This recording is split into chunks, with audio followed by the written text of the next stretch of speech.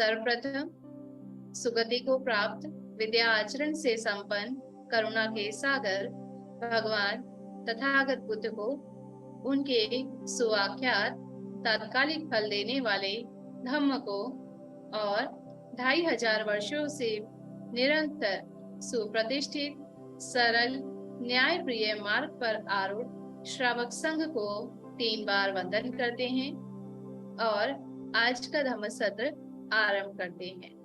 आज के धम्म सत्र में कुछ विशेष जोड़ा गया है क्योंकि हम जानते हैं कि अभी वैशाख पूर्णिमा गई है और वैशाख का महीना चालू है।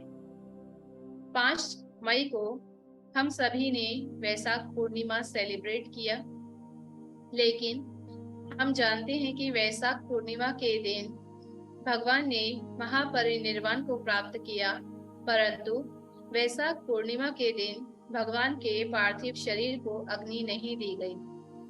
बहुत लोगों ने प्रयास किया, परंतु 7 दिन तक उसे अग्नि नहीं मिल पाई। अंत में 7वें दिन सबसे वयस्क भिक्षु महाकश्यप जी वहां आते हैं और उनके हाथों से भगवान के पार्थिव शरीर को अग्नि दी जाती है। सर्वप्रथम महाअभिवादा बुद्ध वचना चतुराशीति धम्मखंड सहस्राणि विंशति अर्यमका विंशति सामय फला एकाएक इसी जीवन में निब्बान की प्राप्ति हो। इसका अर्थ है कि हम महाअभिवादन करते हैं भगवान बुद्ध के वचनों को, चतुराशीति जो कि 84,000 हैं, धम्मखंड 84,000 धम्मखंड जो कि बुद्ध वचन है, इनको हम महान अभिवादन करते हैं। सहस्रानी यानी 1000, जिससे हमें प्राप्त होगा 20 अर्यमका 20 आर्य मार्ग, श्रोतापति मार्ग, सकृदागामी मार्ग, अनागामी मार्ग और अरहंत मार्ग। ये 4 मार्ग हैं। ये 5 ध्यान के साथ आते हैं, तो 4 को जब हम 5 से गुणा करते हैं तो 20 होता है। तो इस 20 आर्य मार्ग की प्राप्ति हो। 20 सामय फला, उसी प्रकार जो हमारा फल है, श्रोतापति फल, सकृदागामी फल, अनागामी फल और अरहंत फल, इनकी प्राप्ति हो। एकाएक इसी जीवन में निर्वाण की प्राप्ति हो। ये जो 5 प्रकार के ध्यान है, वितर्क, विचार, प्रीति, सुख और एकाग्रता, इसे हम चित्त में संगायन करेंगे। तो सबसे पहले जब हम लोग धम्म का शुरुआत करते हैं, हम चित्त की शुरुआत करते हैं या अभिधम्म के लेक्चर को हम लोग अटेंड करते हैं, तो सर्वप्रथम हम लोग महान अभिवादन करते हैं भगवान बुद्ध के 84,000 धम्म खंडों को, जिससे हमें आर्य मार्ग की, उनके फल की और इसी जीवन में निर्वाण की प्राप्ति हो। इसके पश्चात यो वो आनंदमया धम्मो च विनयो च देसितो पඤ्यतो सो वो मम च येन सत्था, इसका हम 3 बार संगायन करते हैं। ये लाइन भगवान बुद्ध ने अपने महापरिनिर्वाण के समय ही बोली थी और वैशाख महीने से अच्छा कोई महीना हो नहीं सकता भगवान बुद्ध के अंतिम वचनों का, महापरिनिर्वाण के समय बोले गए वचनों का संगायन करने के लिए।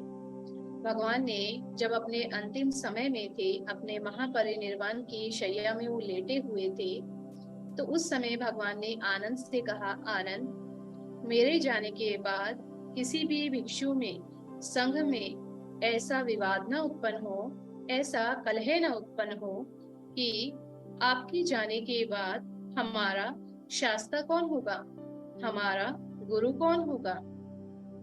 तो भगवान कहते हैं, आनंद, मेरा दिया हुआ धम्म, मेरा दिया हुआ विनय और मेरी देशनाएं, यही तुम्हारा शास्त्र होंगी, यही तुम्हारा गुरु होंगी।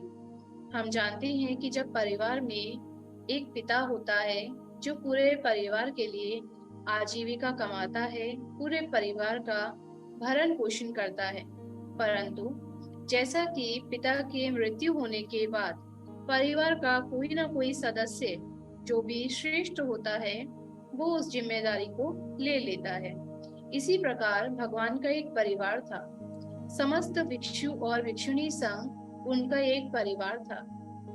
लेकिन अब भगवान महापरिनिर्वाण को प्राप्त कर रहे थे, तो आनंद के मन में विचार उत्पन्न हुआ कि अब हमारा शास्ता कौन होगा? भगवान के जाने के बाद हमारा गुरु कौन होगा?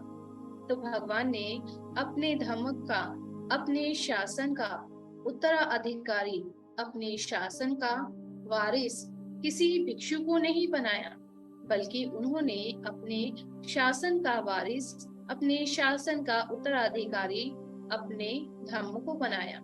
यदि हम धर्म को, विनय को, देशनाओं को हम लोग पढ़ें, चिंतन करें, आचरण करें उनको, तो वही वास्तव में हमारे शास्त्र है। भगवान के महापरिनिर्वाण के समय इन अंतिम शब्दों को हर एक व्यक्ति को अपने जीवन में उतारना चाहिए।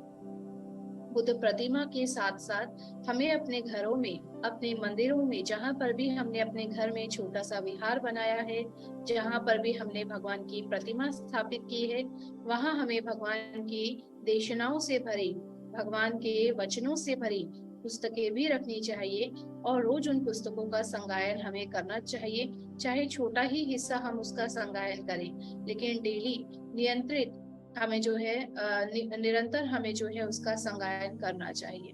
तो भगवान की देशनाएं, भगवान का दिया हुआ धर्म, भगवान का दिया हुआ विनय, वास्तव में आज हमारा कोई गुरु है, हमारा कोई शास्ता है, तो वही है।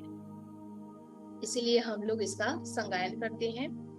एक साथ आज संगायन करेंगे। यो वो आनंदमया धम्मो च विनयो च देशितो पඤ्यतो सो वो मम च येन सत्ता।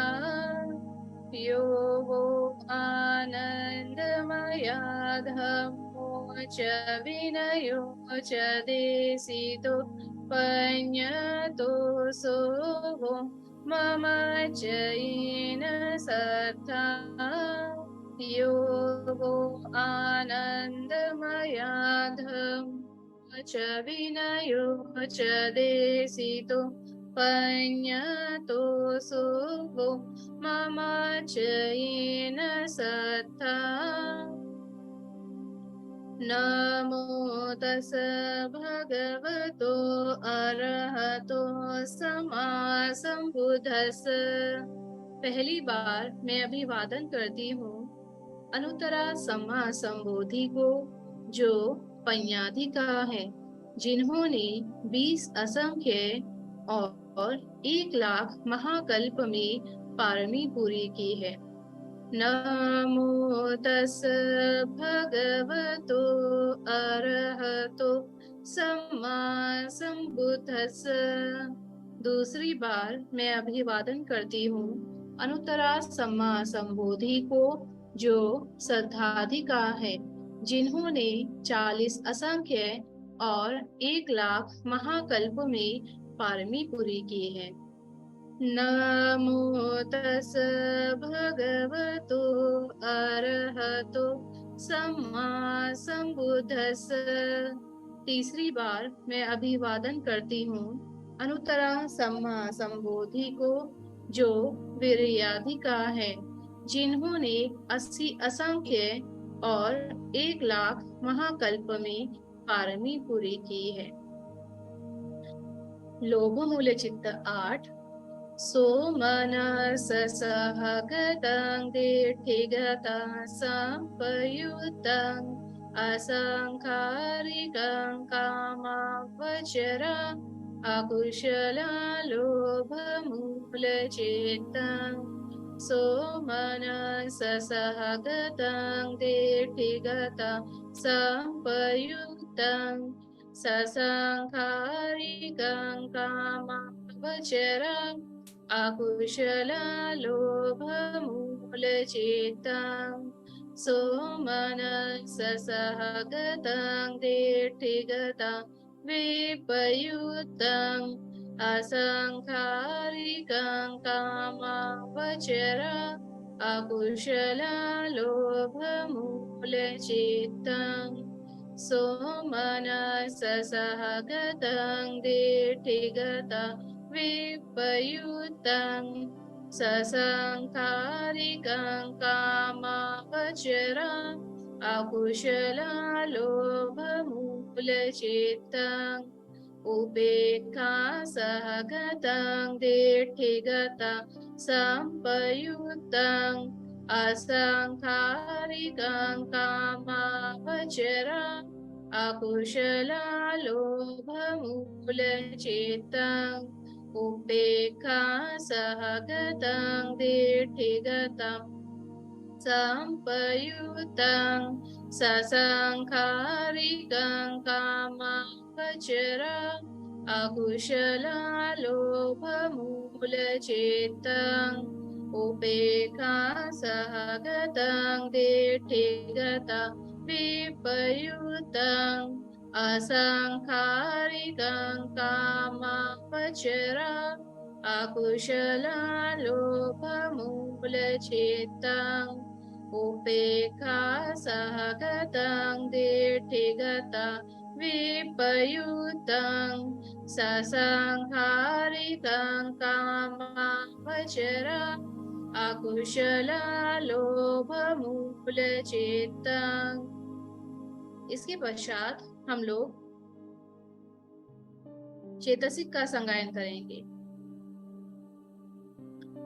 जैसा कि हमने चित्त के बारे में पढ़ा कि चित्त कुल 121 चित्त है, इसी प्रकार जो चेतसिक है वो हमारा 52 चेतसिक है।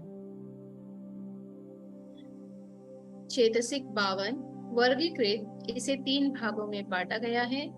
अन्य समान चेतसिक 13, अकुशल चेतसिक 14, शोभना चेतसिक 25। अन्य समान चेतसिक 13 जिसे 2 भागों में बांटा गया है। सबचित्त साधारण चेतसिक 7, पकिन्नका चेतसिक 6। सबचित्त साधारण चेतसिक 7, 1 हस्सा चेतसिक, 2 वेदना चेतसिक, 3 संज्ञा चेतसिक, 4 चेतना चेतसिक, 5 एकाग्रता चेतसिक, 6 जीविता चेतसिक, 7 मनसिकार चेतसिक। पकिन्नका चेतसिक 6, 1 वितक्का चेतसिक, 2 विचार चेतसिक, 3 अधिमोक्षा चेतसिक, 4 विरिया चेतसिक, 5 पीति चेतसिक, 6 छंदा चेतसिक।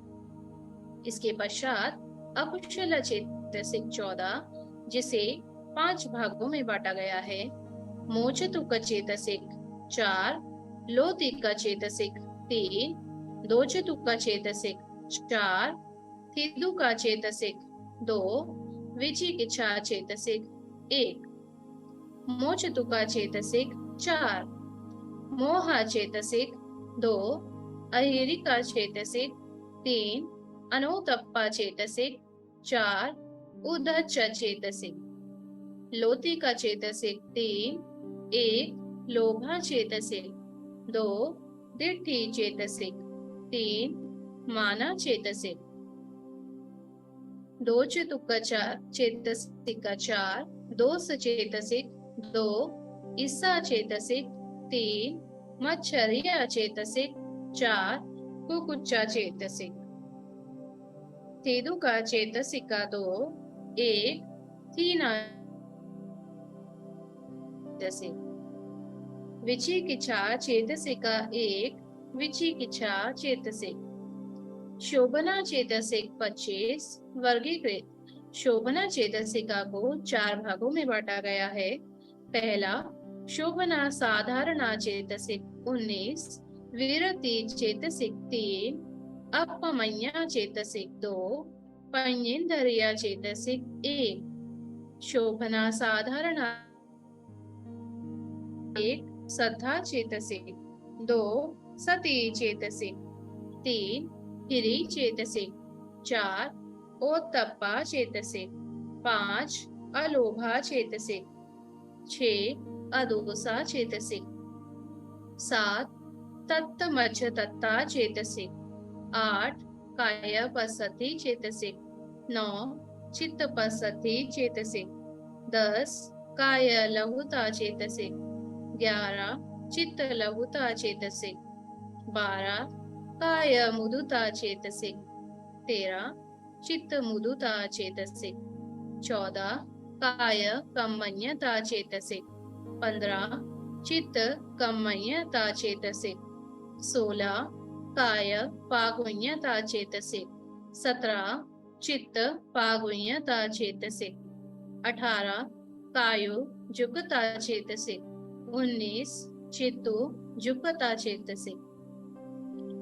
विरति चेतसिक 3, 1 सम्मा वाचा चेतसिक, 2 सम्मा कम्मन्ता चेतसिक, 3 सम्मा आजीवा चेतसिक, अपमन्या चेतसिक 2, 1 करुणा चेतसिक, 2 मुदिता चेतसिक, पंचेंद्रिय चेतसिक 1 पञ्ञा चेतसिक। साधु साधु साधु।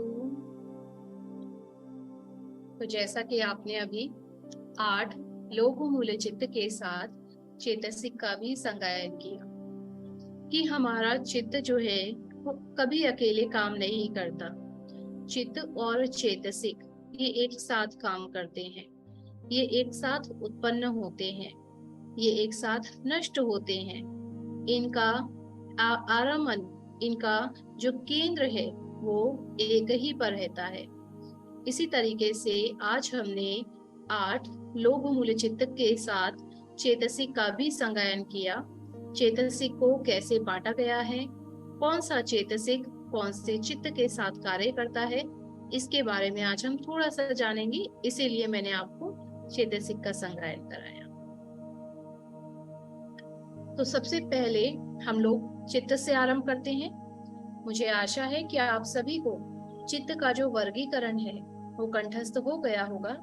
मैं इसे आरंभ करती हूँ। सबसे पहले हमारे कामावचरा चित्त 54 है। कामावचरा चित्त 54 को 3 भागों में बांटा गया है। सर्वप्रथम अकुशल चित्त 12, अहेतुक चित्त 18, कामावचरा शोभना चित्त 24। अकुशल चित्त 12 जो है उसे भी 3 भागों में बांटा गया है। लोभ मूल चित्त 8, दोष मूल चित्त 2, मोह मूल चित्त 2। लोभ मूल चित्त 8 जिसका अभी हमने संगायन किया, इसमें हमने जो 4 चित्त पढ़े वो हमारे दिट्ठिगता संपयुक्त चित्त 4 थे और दिट्ठिगता विपयुक्त चित्त 4 थे। जो दिट्ठिगता संपयुक्त चित्त है, मैंने उस दिन भी बताया था, दिट्ठिगता का अर्थ है मिथ्या दृष्टि। मिथ्या दृष्टि टोटल जो मिथ्या दृष्टि भगवान बुद्ध ने बताई है वो 82 प्रकार की मिथ्या दृष्टि बताई है, जिसे हम ब्रह्मजाल सूक्त में पढ़ सकते हैं। मिथ्या दृष्टि रखना वाला चित्त जिसमें लोभ तो है ही, ऐसा जब हमारा मन करता है, हमारा चित्त ऐसा उत्पन्न हो जिसमें लोभ तो है, लालच तो है, लेकिन लालच के साथ साथ हमारी जो दृष्टि है वो भी मिथ्या है। एक उदाहरण लें कि हम लालच की वजह से कोई चीज ले रहे हैं और हमने दृष्टि ये बनाई हुई है कि जो हम कर रहे हैं वो सही कर रहे हैं, तो ये हमारी मिथ्या दृष्टि हुई, क्योंकि हम चोरी कर रहे हैं और यदि चोरी कर रहे हैं तो वो सही नहीं हो सकता। परंतु यदि हमने मन में ठान लिया कि हम लोभ के कारण यदि चोरी कर भी रहे हैं तो भी कोई गलत काम नहीं कर रहे, इसका मतलब लोभ चित्त तो उत्पन्न हुआ ही है, लेकिन लोभ के साथ साथ हमारी जो दृष्टि है वो भी मिथ्या दृष्टि है। तो जब ऐसा लोभ चित्त उत्पन्न होता है जिसमें मिथ्या दृष्टि होती है, तो ऐसा लोभ चित्त हमारी भूमि निश्चित करता है कि हमारा कौन सी भूमि में जन्म होगा, कौन सी भूमि में हमारा भव उत्पन्न होगा। और ऐसा लोभ चित्त हमें अपाय भूमि 4 में ही जन्म देता है। इसके पश्चात हमने देखा कि दिट्ठिगता विपयुक्त चित्त भी 4 थे।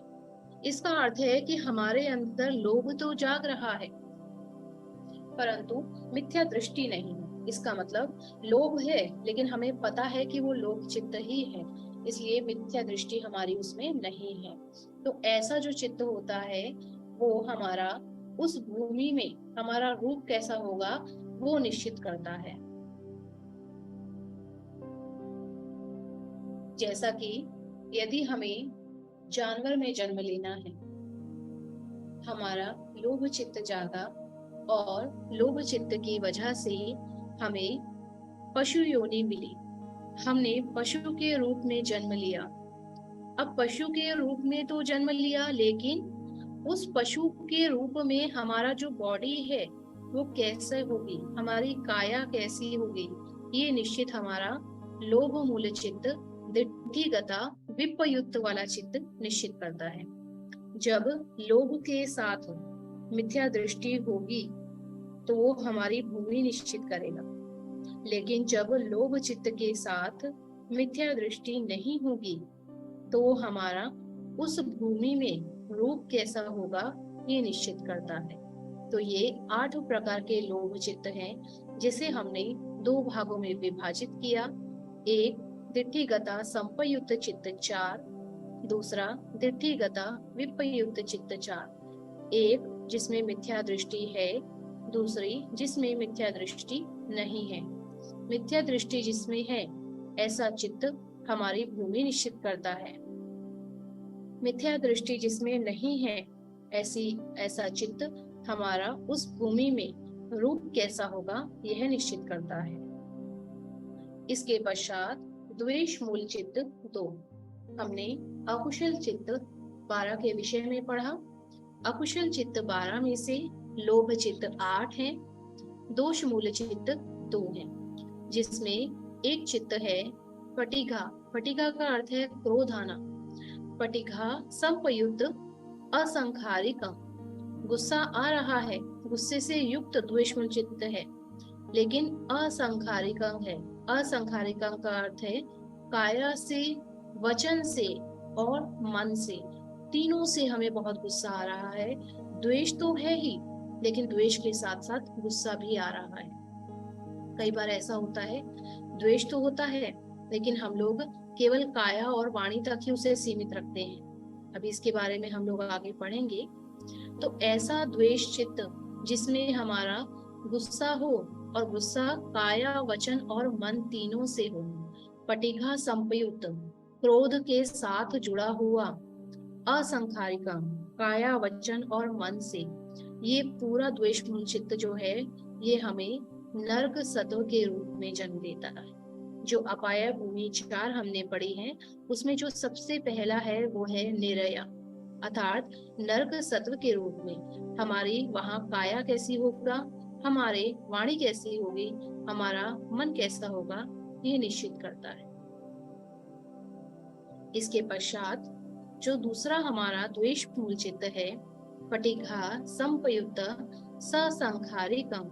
पटिघा तो है ही, गुस्सा तो है ही, लेकिन अभी ससंखारिकम है, अर्थात काया और वाणी से है। तो ऐसा जो चित्त होता है वो हमारा रूप बनाता है, काया और वचन का। दोनों ही चीजें हैं जब हमारा लोभ मूल चित्त होता है। जैसा कि हमने पिछली स्लाइड में पढ़ा, हमारा लोभ मूल चित्त भूमि निश्चित करेगा जिसमें मिथ्या दृष्टि होगी, और जिसमें मिथ्या दृष्टि नहीं होगी वो हमारा रूप निर्माण करेगा। और लोभ रखने वाला मनुष्य ऐसा व्यक्ति जो बहुत ज्यादा लोभी स्वभाव का हो, बाकी भी अकुशल है परंतु लोभ सबसे ज्यादा है। लोभ रखने वाला व्यक्ति किसी भी अपाय भूमि में जन्म ले सकता है। चारों अपाय भूमि में से किसी में भी वो दुर्गति में जा सकता है। लेकिन कोई व्यक्ति ऐसा हो जिसके मन में सबसे ज्यादा द्वेष हो, बाकी भी अकुशल है परंतु द्वेष सबसे ज्यादा हो। बहुत लोभ ना हो, बहुत मोह ना हो, द्वेष सबसे ज्यादा हो, तो ऐसा व्यक्ति 4 अपाय भूमि में से केवल नरक सत्व के रूप में ही जन्म लेगा। और उसका असंखारिकं द्वेष युक्त जो है वो नरक सत्व का रूप निर्माण भूमि निश्चित करेगा। और पटिघा संपयुक्त ससंखारिकं जो दूसरा चित्त है द्वेष वाला, वो हमारी नरक सत्व के रूप में हमारा रूप कैसा होगा यह निश्चित करेगा। आप इसे दोबारा ध्यान से सुनिए। आपको अच्छे से मन में यह स्पष्ट हो जाना चाहिए कि हर व्यक्ति का व्यवहार अलग है। अकुशल सभी के चित्त में है, किसी किसी के चित्त में थोड़ा थोड़ा अकुशल है। कोई कोई व्यक्ति ऐसा है जिसके मन में लोभ बहुत ज्यादा है, लालच बहुत ज्यादा है, उसे सब कुछ चाहिए, उसे अपनी भी संपत्ति चाहिए, दूसरों की भी संपत्ति चाहिए। जैसा घर, गाड़ी, गहने, संपत्ति दूसरे ने बनाई वैसा ही उसे भी चाहिए। वो दूसरों की संपत्ति चुराने के लिए लालच दिखाता है।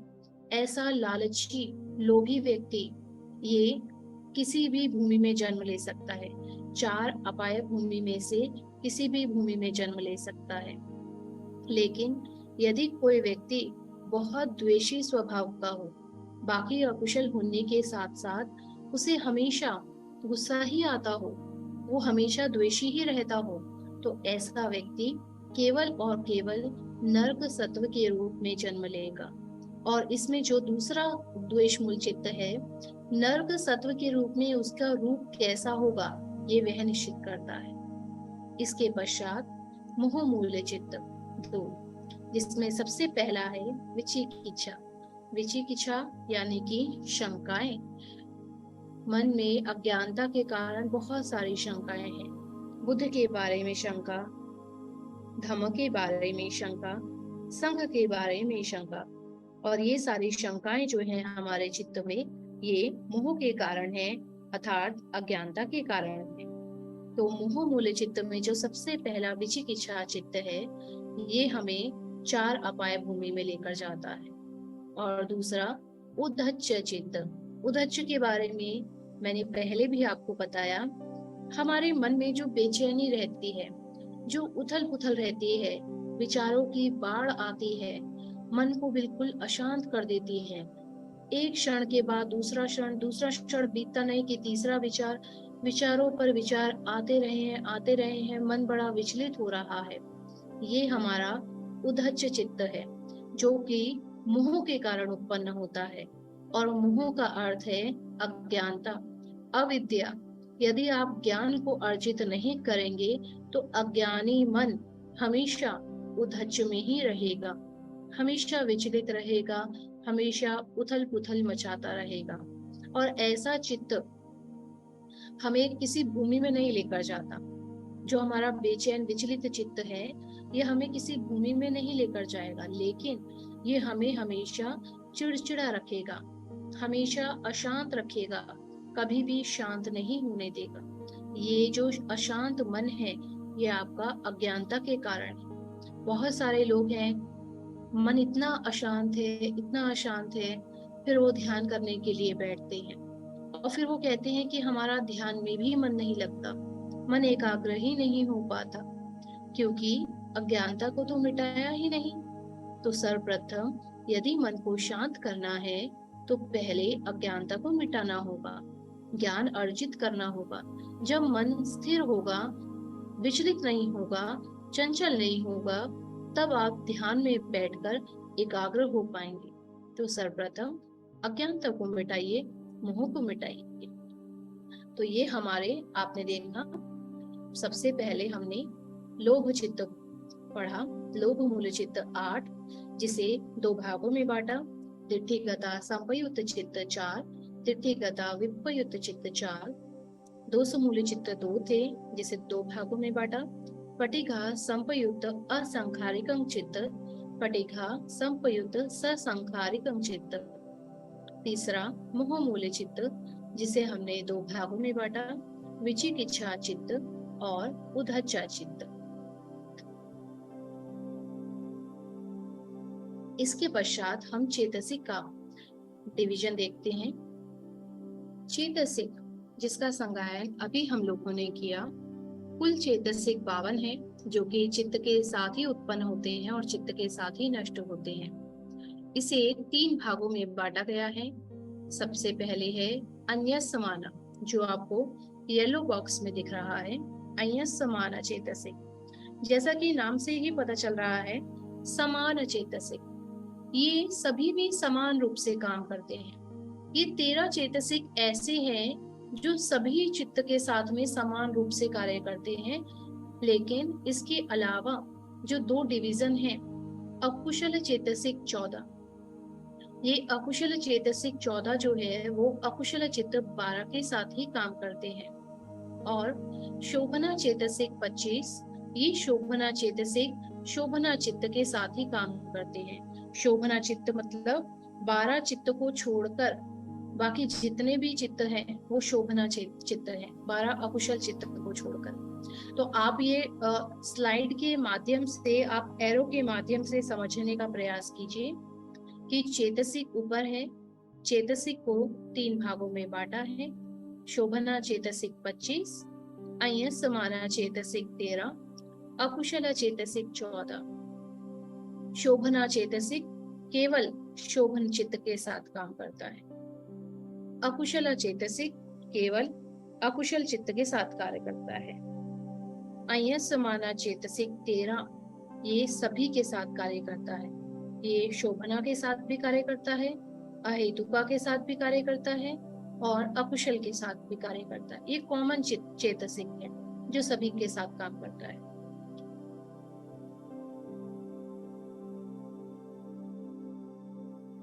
अब जो हमारा प्रश्न है कि हम बार बार कहते हैं कि हमारा पुनर्भव उत्पन्न होना है, कर्मों के आधार पर हमारा पुनर्भव उत्पन्न होना है, तो 31 भूमि 31 भूमि भगवान बुद्ध ने बताई है, जिसमें मनुष्य अपने कर्मों के हिसाब से बार बार दुख भोगने के लिए, अपने कर्मों के फल को भोगने के लिए बार बार जन्म लेता है, फिर दुख में पड़ता है, फिर नए कर्म उत्पन्न करता है और फिर से जन्म लेता है। ये जो मनुष्य का चक्र चल रहा है, ये जो जीवन और मरण का चक्र चल रहा है, ये दुखों से भरा है। तो ऐसी 31 भूमि है जिसमें मनुष्य अपने कर्मों के हिसाब से बार बार उत्पन्न होता है, और तब तक उत्पन्न होता है जब तक वो निर्वाण की अवस्था को प्राप्त नहीं कर लेता। निर्वाण की अवस्था को प्राप्त करने का अर्थ है कि उसका अब कोई भी जन्म नहीं होगा, वो किसी भी भूमि में उत्पन्न नहीं होगा। तो 31 भूमि में सबसे पहला कामावचरा भूमि। कामावचरा भूमि में एक आता है अपाय भूमि, जिसके बारे में अभी हमने पढ़ा। 4 प्रकार की अपाय भूमि है, नरक सत्व, असुर सत्व, प्रेत सत्व और तिरच्छान सत्व। तिरच्छान का अर्थ है पशु। दूसरा मनुष्य भूमि। तीसरा देव भूमि, जिसे हम इंग्लिश में कहें तो हम हेवन कहते हैं उसे, वास्तव में वो देव भूमि है। 6 भूमि है देव। ये टोटल 4 अपाय भूमि, 1 मनुष्य भूमि और 6 देव भूमि, ये कुल 11 भूमि है। और इन 11 भूमि को कामावचरा भूमि कहा जाता है। मनुष्य ज्यादातर इन्हीं भूमियों में बार बार उत्पन्न होता है। इसके पश्चात रूपावचरा भूमि, जो हमारे ध्यान है 5 प्रकार के, वितर्क, विचार, प्रीति, सुख, एकाग्रता, जो इन ध्यान को प्राप्त कर लेता है, वो व्यक्ति, वो मनुष्य रूपावचरा भूमि 16 प्रकार की है। ये 16 लेवल के हिसाब से है। प्रथम ध्यान प्राप्त करने वाला किस लेवल में जाएगा, दूसरा ध्यान प्राप्त करने वाला किस लेवल में जाएगा, इस प्रकार से 5वें ध्यान तक का स्तर है। तो रूपावचरा भूमि, इसमें 16 भूमि है जिसमें मनुष्य ध्यान की अवस्था में एंटर करने के बाद जन्म लेता है। और अगला अरूपावचरा भूमि। अरूपा भी 4 प्रकार की भूमि है जो कि रूप के बाद में आती हैं, और इसमें भी मनुष्य अपने कर्मों की वजह से उत्पन्न होता है। तो इन भूमियों को हम लोग एक शॉर्ट में फिर से रिवाइज कर लेते हैं ताकि आपको ये कंठस्थ हो जाए, माइंड में बने रहे, ताकि आगे जब हम इसका वर्णन करेंगे तो आप लोगों को ये स्पष्ट समझ में आ सके। कामावचरा भूमि हमारी 11 है, जिसमें 4 अपाय भूमि, 1 मनुष्य भूमि और 6 देव भूमि। ये टोटल 11 भूमि है कामावचरा भूमि। इसके पश्चात रूपावचरा भूमि हमारी 16 है और अरूपावचरा भूमि हमारी 4 है। भगवान ने ये जो हमने अभी पीछे पढ़ा, पिछली स्लाइड में पढ़ा, अपाय भूमि के सत्व, मनुष्य भूमि के सत्व, देव भूमि के सत्व, रूप ब्रह्म भूमि के सत्व और अरूप ब्रह्म भूमि के सत्व, इनको भगवान ने कमल के फूल से तुलना की है। भगवान ने कमल के फूल का एक उदाहरण लिया, जिसमें भगवान सबसे पहला कहते हैं, हम स्टेज 4 से शुरू करेंगे। इसमें स्टेज 4 में, जो कि कीचड़ में है, अकुशल चित्त 12 वाले हैं। देखिए, जब हम कमल के फूल को देखते हैं तो बड़ा ही सुंदर दिखता है, परंतु कमल का जो बीज होता है, कुछ कमल के बीज ऐसे होते हैं जो पानी की सतह में बहुत नीचे होते हैं, और जो कीचड़ होती है, पानी के नीचे जो मिट्टी है, कीचड़ है, उसमें धसे होते हैं। वो ऐसे बीज होते हैं जो कभी खिल नहीं पाते, वो उसी में सड़ जाते हैं, गल जाते हैं, जल जंतुओं का भोजन बन जाते हैं, लेकिन वो कभी खिल नहीं पाते। ऐसे ही मनुष्य भूमि में बहुत सारे सत्व हैं, दुष्ट सत्व हैं, जिनका अकुशल चित्त 12 इतना भारी है, अकुशल इतना ज्यादा है कि वो उस कीचड़ में पड़े हुए बीज के समान है। आप कितना भी प्रयास कीजिए धर्म सिखाने का, नैतिक आचरण सिखाने का, कितना भी प्रयास कीजिए, लेकिन वो व्यक्ति कभी धर्म को सीख नहीं पाता। तो हमें समझ जाना चाहिए कि वो व्यक्ति कमल के उस बीज की तरह है जो कीचड़ में ही सड़ेगा, परंतु कभी ऊपर उठकर नहीं आएगा। भगवान ने अपनी दूरदृष्टि से, अपनी दिव्य दृष्टि से भगवान ने ये देखा कि मनुष्य लोक में बहुत सारे लोग ऐसे बहु मल वाले हैं, जिनके चित्त में बहुत मल है, और ऐसा व्यक्ति कभी धर्म को नहीं सीख सकता। भगवान ने कभी भी ऐसे व्यक्तियों को धर्म नहीं दिया। इसीलिए हमारे जीवन में भी कई बार हो सकता है हम ऐसे प्राणियों से मिलें जिन्हें हम धर्म सिखाने की बहुत कोशिश करते हों, लेकिन वो एक भी बात ना सुनता हो। तो हमें जान लेना चाहिए, हमें अपने मन को अशांत नहीं करना चाहिए। हमें जान लेना चाहिए कि वो व्यक्ति धर्म को सीखने लायक है ही नहीं, वो दुर्गति वाला है, वो कमल के उस बीज की तरह है जो अभी भी पानी की सतह के नीचे कीचड़ में है। इसके पश्चात तीसरी स्टेज आती है बॉर्न इन वाटर।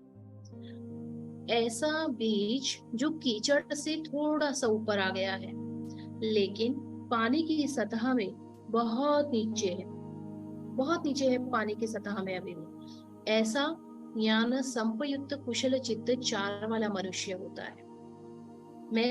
आप इसे ध्यान से सुनिए, मैं अंत में इससे जुड़े हुए प्रश्न आपसे पूछूंगी।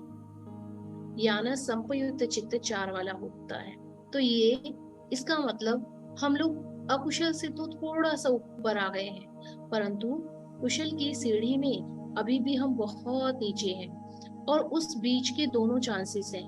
वो कीचड़ से ऊपर उठ गया है, परंतु यदि वो अकुशल की संगत में रहा तो वो दोबारा कीचड़ में ही जा सकता है, परंतु वो कुशल की संगत में रहा, कुशल करता रहा, पुण्य करता रहा, तो वो ऊपर भी जा सकता है, पानी की सतह में ऊपर भी जा सकता है।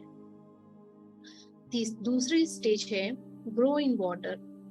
पानी में आ गया, पानी की सतह में बहुत ऊपर तक आ गया, बिल्कुल पानी की सतह तक आ गया है। ऐसा व्यक्ति झान चित्त वाला होता है, जो अभी हमने बताया। रूपावचरा झान 5 प्रकार के, वितर्क, विचार, प्रीति, सुख, एकाग्रता, और 4 प्रकार के अरूपा ध्यान है आकाशानंचयतना, विज्ञानंचयतना, आकिंचन्यायतना, नेवासन्याना संज्ञायतना। जिसके बारे में जब आप जुड़े रहेंगे तो जानकारी मिलती रहेगी। तो ये 9 प्रकार के ध्यान चित्त हैं। ये ऐसा व्यक्ति है जो पानी की सतह में बहुत ऊपर आ चुका है, अभी खिला नहीं है, वो कमल खिला नहीं है, लेकिन पानी की सतह में इतना ऊपर आ गया है कि अब उसके कोई भी चांस नहीं है कि वो दोबारा कीचड़ में जाएगा। इसके पश्चात अंत में लोकुत्तरा चित्त 40, जो कि हमारे श्रोतापति मार्ग से लेकर अरहंत फल तक वाले चित्त है। श्रोतापति मार्ग, सकृदागामी मार्ग, अनागामी मार्ग और अरहंत मार्ग। इसी प्रकार से श्रोतापति फल, सकृदागामी फल, अनागामी फल और अरहंत फल, ये हमारे टोटल 40 चित्त हैं। ये हमारी स्टेज 1 वाला कमल का फूल है, जो कि पानी की सतह में ऊपर खिल चुका है, और वो ऐसा खिला है कि अब वो पानी में रहे, कीचड़ में रहे, लेकिन पानी की एक बूंद भी कमल पर टिक नहीं सकती। इसी प्रकार से जो आर्य मार्ग में जो संघ लग चुका है, श्रोतापति मार्ग से लेकर अरहंत फल तक में जो संघ आ चुका है, वो कमल के उस फूल की तरह हो जाएगा जिस पर पानी की एक बूंद भी, यानी कि अकुशल की एक बूंद भी टिक नहीं पाएगी, बल्कि फिसल कर गिर जाएगी। तो ये 4 हमारी स्टेजेस हैं। भगवान बुद्ध ने मनुष्यों को देखा, समस्त मनुष्यों को देखा, और समस्त मनुष्यों को भगवान ने इन 4 भागों में बांटा। ये 4 भाग में सबसे पहला कीचड़ में पड़ा हुआ बीज, जो कि जिसमें सिर्फ और सिर्फ अकुशल है और कुछ है ही नहीं। दूसरा वो बीज जो कमल के, जो कीचड़ से थोड़ा सा ऊपर आ चुका है, परंतु पानी की सतह में बहुत नीचे है। ऐसे व्यक्ति में कुछ कुशल भी होगा और कुछ अकुशल भी होगा। तीसरा ऐसा बीज जो पानी के ऊपर आ चुका है लेकिन खिलना बाकी है, तो ये ऐसा व्यक्ति ध्यान चित्त वाला होता है। और चौथा ऐसा कमल का फूल जो ऊपर खिल चुका है, लोकुत्तरा चित्त में आ चुका है, और अब उस पर कोई भी लोभ द्वेष मोह टिकेगा नहीं। तो ये 4 प्रकार के हमारे लोटस कमल के फूल से भगवान ने तुलना की है। इसके बाद में आप सभी से प्रश्न पूछना चाहूंगी।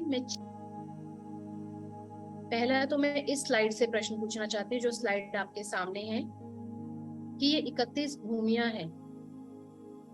तो इन 31 भूमियों में से कौन सी भूमि में जन्म लेना सबसे अच्छा माना जाता है?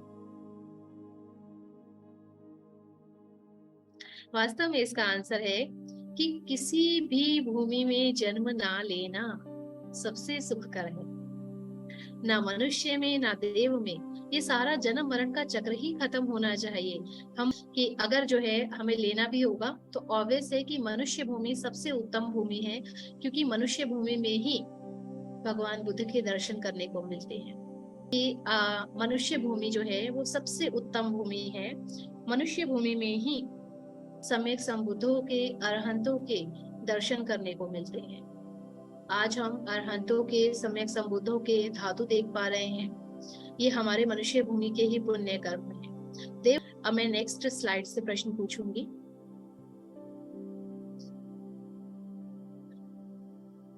ये जो 4 प्रकार की स्टेज मैंने बताई है, इनमें से आपको अपने बारे में क्या लगता है, आप कौन सी स्टेज पे हैं? स्टेज 1, 2, 3 और 4। वास्तव में हम जो अभी हैं वो हम लोग स्टेज 3 में हैं। अभी हम लोग स्टेज 3 में हैं। बहुत सारे मनुष्य भूमि, मैं अपनी बात कर रही हूँ, जो लोग इस सेशन में जुड़े हुए हैं, हम अपनी बात कर रहे हैं, क्योंकि हम लोग अकुशल तो हमारे चित्त में है, बहुत सारा है, लेकिन थोड़ा थोड़ा कुशल भी जाग रहा है। इसलिए तो धम्म सुनने के लिए इकट्ठा हुए हैं, इसलिए तो समय समय पर हम धम्म का श्रवण करते हैं। तो हम लोग स्टेज 3 में हैं, लेकिन अभी भी हमारे दोनों चांस है। किसी ने हमारे साथ में बुरा किया, या हमारे चित्त में अकुशल जागा, द्वेष जागा, लोभ जागा, तो ये हमारे ऊपर निर्भर करता है कि हम उसे हटा दें, तुरंत लेट इट गो कर दें, या हम उसे पकड़ कर रखें। अगर ऐसे ही निरंतर हम अपने अकुशल को पकड़ कर रखेंगे, लंबे समय तक पकड़ कर रखेंगे, तो हम लोग स्टेज 4 में चले जाएंगे। यानी कि फिर से हम कीचड़ में चले जाएंगे। लेकिन जितना हम चीजों को लेट इट गो करेंगे और अपने मन को शांत करने का प्रयास करेंगे, फिर हम बढ़ते बढ़ते स्टेज 2 पर आएंगे। पर अभी जो हमारी स्थिति है वो हमारी स्टेज 3 की है, जहां पर कुछ हमारे पास में कुशल भी है और बहुत सारा अकुशल भी है, दोनों ही है। लेकिन हमारे ऊपर डिपेंड करता है, यदि हम अपने कुशल को खाना खिलाते हैं। एक कहा जाता है हमारे मन में ना, दो बिल्लियां लड़ रही हैं, एक काली बिल्ली है, एक सफेद बिल्ली है, दोनों लड़ रही हैं। वो कहती है मैं जीतूंगी, वो कहती है मैं जीतूंगी। तो प्रश्न आता है, जीतेगा कौन? कौन जीतेगा? जीतेगा वही जिसे हम ज्यादा भोजन खिलाएंगे। हमने अकुशल को भोजन खिलाया, अकुशल को पकड़ कर रखा, तो वो जीतेगा। कुशल को भोजन खिलाया तो वो जीतेगा। तो जिसको हम ज्यादा भोजन खिलाएंगे वही जीतेगा। तो ये हमारी जो अभी वर्तमान स्टेज है, हम लोग स्टेज 3 में है। और यदि हम लोग अकुशल को ज्यादा भोजन खिलाते हैं, अकुशल को ज्यादा समय तक पकड़ कर रखते हैं, तो हम लोग स्टेज 4 में चले जाएंगे, कीचड़ में चले जाएंगे फिर से। लेकिन अगर हम लोग कुशल को ज्यादा भोजन खिलाते हैं, पुण्य करते हैं ज्यादा से ज्यादा, तो हम लोग स्टेज 2 में आ जाएंगे, जहां पर हमारी फिर वापस कीचड़ में जाने का कोई भी चांस नहीं बचे। तो वापस में वास्तव में जो अभी हमारी स्टेज है, वो हमारी स्टेज अभी जो है 3rd स्टेज है। और हम लोग प्रयास करें कि इस 3rd स्टेज से हम लोग 2nd स्टेज में आए, ना कि 4th स्टेज में जाएं। जितना ज्यादा हो सके 3rd स्टेज से 2nd में आने का प्रयास करें। तो ये आज का आपका क्वेश्चन था। मैं आशा करती हूँ आप सभी को बेहतर समझ में आया होगा। मैं इसी के साथ में आज का सत्र को समापन करती हूँ। सभी के लिए मंगल कामनाएं करती हूँ। आज जितना भी हमने लोक के विषय में, चेतसिक के विषय में पढ़ा, हम लोग उसे जानने का, उसे समझने का प्रयास करें, लोक को नियंत्रित करने का प्रयास करें। कमल के पुष्प की भांति स्टेज 3 से हम लोग स्टेज 2 में आने का प्रयास करें और 31 भूमियों में से प्रयास करें कि हम किसी भी भूमि में उत्पन्न ना हो। ऐसी मैं मंगल कामना करती हूँ सभी के लिए।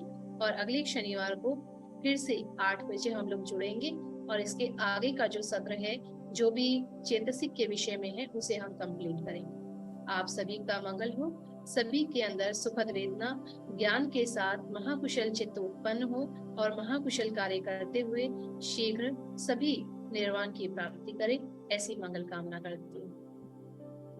सोमनस सहगतं ज्ञान संपयुक्तं असंखारिकं कामावचरं महाकुशलचित्तं। सोमनस सहगतं ज्ञान संपयुक्तं ससंखारिकं कामावचरं महाकुशलचित्तं।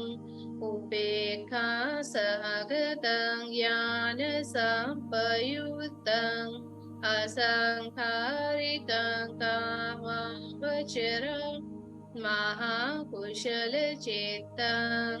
उपेक्षा सहगतं ज्ञान संपयुक्तं ससंखारिकं कामावचरं महाकुशलचित्तं। साधु साधु साधु।